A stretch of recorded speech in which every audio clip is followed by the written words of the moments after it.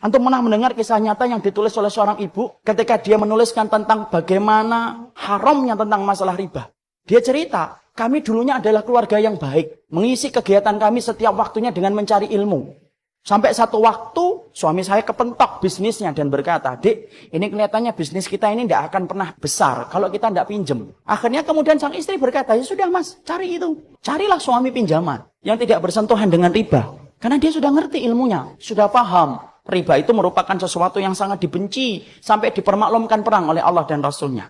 Malah kemudian berkata, ini kelihatannya kita nggak dapat pinjaman, harus minjem yang ribawi. Istrinya yang sama-sama sudah ngaji berkata kepada suaminya, ya sudah mas, pinjem aja. Kalau memang itu terpaksa. Nah kita ini gampang sekali ngomong daruroh. Nanti tutup dengan sholat, banyak sedekah. Riba mah tidak bisa ditutup dengan sholat dan tetap sedekah. Tidak diterima sedekah orang yang dari riba. Akhirnya singkat ceritanya kemudian akhirnya bersentuhan. Apa yang terjadi? Allah memberikan istidraj. Usahanya berhasil. Maka kemudian sang istri bercerita ketika usahanya semakin besar. Maka kegiatan kami yang setiap harinya mengkaji, mendatangi majelis ilmu, kemudian jarang kita datangi.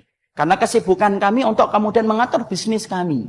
Suami saya kemudian mulai jauh dari kajian ilmu. Suami saya kemudian mulai menjauh dari panggilan sholat dengan alasan sedang rapat ataupun sedang nganter barang. Puncak-puncaknya, kemudian terjadilah satu dosa besar yang dilakukan oleh seorang suami, di mana istrinya tidak lagi bisa memaafkan.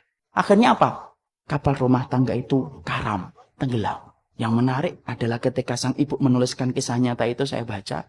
Beliau mengatakan, saya tidak menyalahkan suami saya tidak menyalahkan bisnisnya. Tapi yang saya salahkan adalah ketika kami sudah sibuk mengkaji ilmu, kami ngerti riba itu haram, tapi ternyata kami tidak mampu untuk meninggalkan. Padahal kami tahu dosa yang dipermaklumkan perang di dalam kehidupan itu cuma satu dosa riba. Dan kami berani mengambil itu.